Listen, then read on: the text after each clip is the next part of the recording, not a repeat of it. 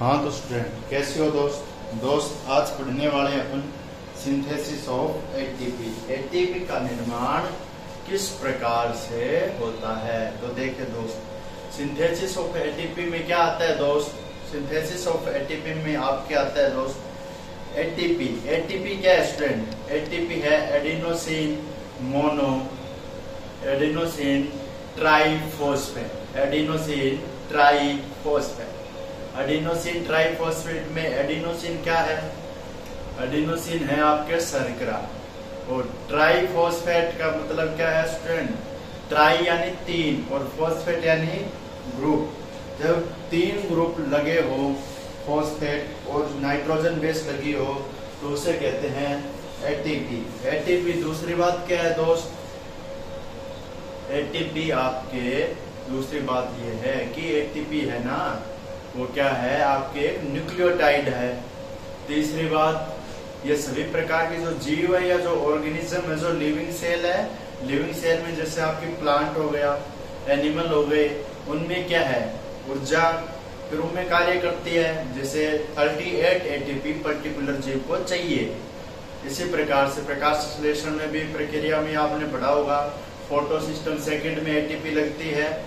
Mn+2 ion इसमें क्या करते हैं स्टूडेंट कार्य करते हैं इस प्रकार से। तीसरी बात क्या है इसके बाद में जो एटीपी होती है वो क्या होता है दोस्त। जो एटीपी होती है आपके वो क्या होता है पावर हाउस माइटोकॉन्ड्रिया कहा जाता है उसमें बनती है। ATS साइकिल चलता है इलेक्ट्रॉन ट्रांसफर सिस्टम। अब इसमें देखिए एटीपी के बारे में देखिए आप यहाँ पर क्या क्या है। एटीपी में देखिए सिंथेसिस ऑफ एटीपी, एटीपी का संश्लेषण। तो यहाँ पर देखिए प्रोटॉन के मोटिव फोर्स के यूटिलाइजेशन से एटीपी को सिंथेसाइज करते हैं। क्या बोल रहा है ये। प्रोटॉन के मोटिव फोर्स से जो यूटिलाइजेशन होता है उससे एटीपी को क्या करते हैं सिंथेसाइज करते हैं। इसके बाद में oxidative phosphorylation mechanism. Oxidative phosphorylation mechanism की स्टडी में इनर माइटोकॉन्ड्रियल मेम्ब्रेन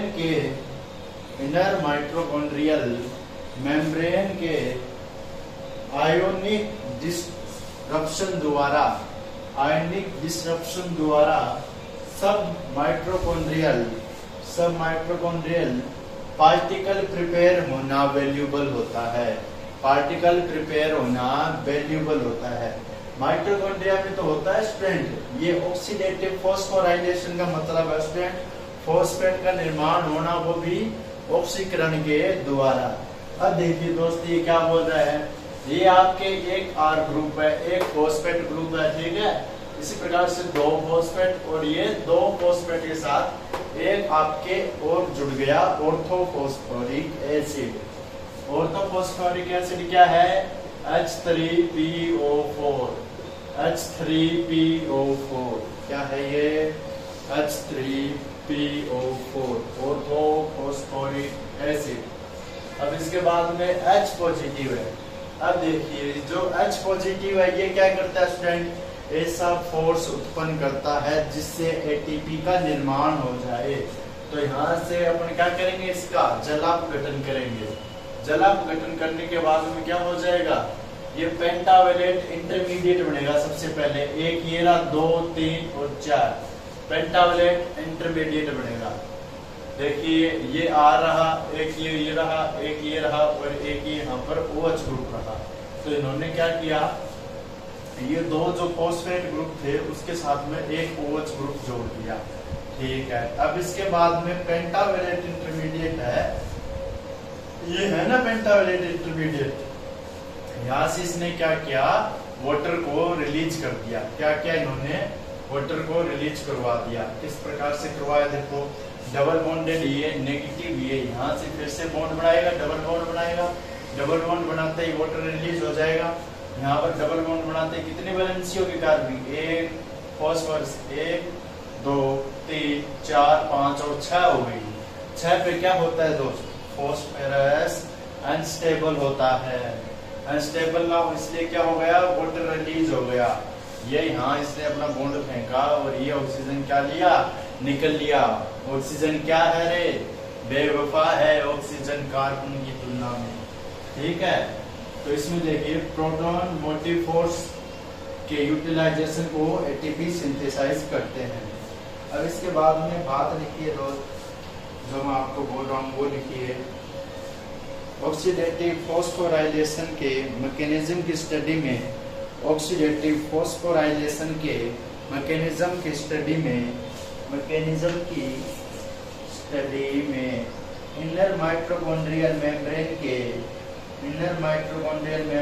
के डिस्ट्रप्शन द्वारा सब माइटोकॉन्ड्रियल पार्टिकल प्रिपेयर होना वैल्यूएबल होता है। सब माइटोकॉन्ड्रियल पार्टिकल प्रिपेयर होना वैल्यूएबल होता है। माइटोकॉन्ड्रिया में इनर माइटोकॉन्ड्रियल मेम्ब्रेन की मैट्रिक्स, माइटोकॉन्ड्रिया में इनर माइटोकॉन्ड्रियल मेम्ब्रेन की मैट्रिक्स साइड पर 85 एंगस्ट्रॉम डायामीटर में एटीपी सिंथेसिस की क्रिया होती है। एटीपी सिंथेसिस की क्रिया होती है। स्ट्रिप्ड सब माइटोकॉन्ड्रियल पार्टिकल इनकी इलेक्ट्रॉन ट्रांसपोर्ट चेन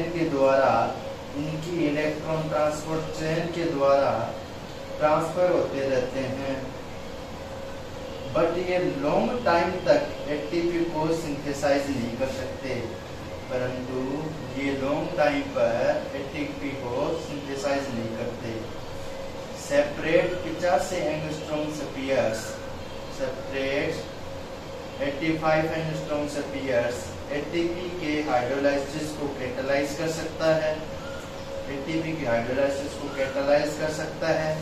यह स्फीयर F1 के रूम में होता है।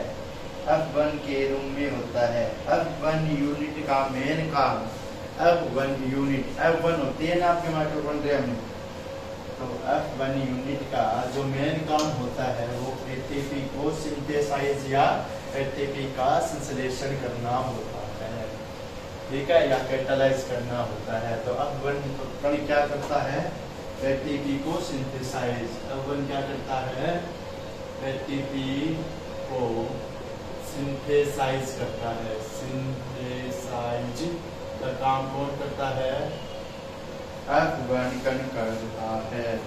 अब इसके बाद में लिखिए एटीपीएज एक्टिविटी सोल्यूबलाइज्ड F1 के द्वारा शो होती है। एटीपीएज एक्टिविटी सोल्यूबलाइज्ड F1 के द्वारा शो होती है, जो इसके नॉर्मल एक्शन से रिवर्स होता है।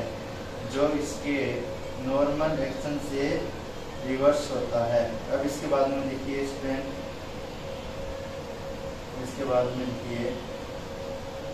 F1 में स्टोइकियोमेट्री के साथ 5 प्रकार की पॉलीपेप्टाइड चेन होती है। F1 में स्टोइकियोमेट्री के साथ 5 प्रकार की पॉलीपेप्टाइड चेन होती है। चेन कौन सी होती है, alpha 3 beta 3 Y del S. ये चेन है पॉलीपेप्टाइड। कौन सी चेन है, पॉलीपेप्टाइड कौन सी है, F3 अल्फा 3 बीटा S5 पर के beta 3y del S, beta 3y del S, beta 3y, ये पॉलीपेप्टाइड चेन होती है F1 के कण में होती है, ये पॉलीपेप्टाइड चेन होती है। इसके बाद में लिखिए एटीपी के सिंथेसाइज की अदर मेजर यूनिट F0 होती है। यह एक हाइड्रोफोबिक सेगमेंट होता है जो कि इनर माइटोकॉन्ड्रियल मेम्ब्रेन से जुड़ा रहता है, F1 कॉम्प्लेक्स का प्रोटॉन चैनल होता है। एफ नोट कॉम्प्लेक्स का प्रोटॉन चैनल होता है। इसमें 4 टाइप की पॉलीपेप्टाइड चेन होती है। 8 इसमें 4 प्रकार की पॉलीपेप्टाइड चेन होती है। 8 केडी चेन जो कि पर F1 में 6 होती है। 8 केडी चेन जो कि पर F1 में 6 होती है। प्रोबली प्रोटॉन के लिए ट्रांसमीरेज फोर्स बनाती है। प्रोबली प्रोटॉन के लिए ट्रांसमेम्ब्रेन फोर्स बनाती है। अब इसके बाद लिखिए F0 व F1 के बीच कई प्रोटीन होती है। F1 व F0 के बीच कई प्रोटॉन होती है। F0 और F1 के बीच सर्वल प्रोटीन होती है। एटीपी सिंथेसाइज F0 F1 के नाम से भी जाना जाता है। एटीपी सिंथेसिस को F0 F1 एटीपीएस भी कहते हैं। अब इसके बाद में लिखिए all non phosphoryl transfer reaction में एडीपी एंड एटीपी के कॉम्प्लेक्स में Mg+2 एक्चुअल सबस्ट्रेट होता है। एडीपी का टर्मिनल ऑक्सीजन एटम के इनऑर्गेनिक फॉस्फेट के एटम पर अटैक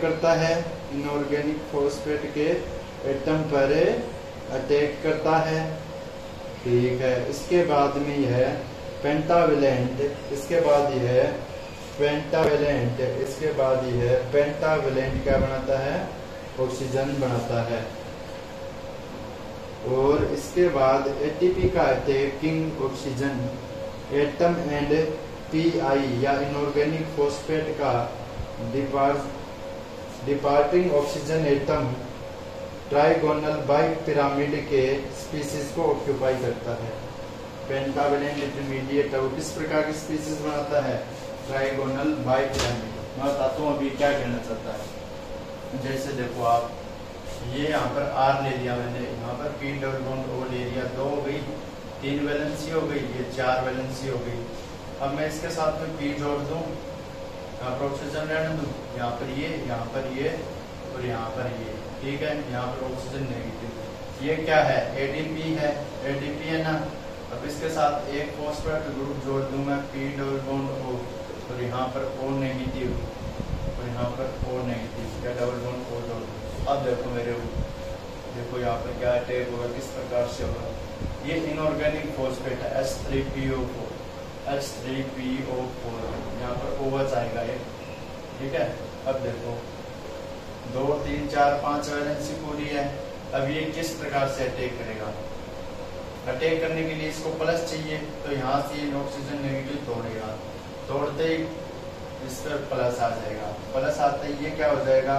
इसको क्या चाहिए? नेगेटिव पार्ट चाहिए, तो ये इस प्रकार से नेगेटिव पार्ट इसके साथ जुड़ जाएगा। सॉरी, यहाँ से नहीं जुड़ेगा, ये पार्ट जुड़ेगा। यहाँ से ये ऑक्सीजन नेगेटिव ले लेगा, H+ बाहर, ये नेगेटिव और ये नेगेटिव जुड़ जाएंगे। जैसे ये जुड़ेंगे तो देखो R P double bond O, oxygen negative, oxygen P double bond P single bond O negative, फिर O नेगेटिव और O नेगेटिव। अब इस नेगेटिव से क्या जुड़ गया? एक ऑक्सीजन पूरा पार्ट जुड़ गया।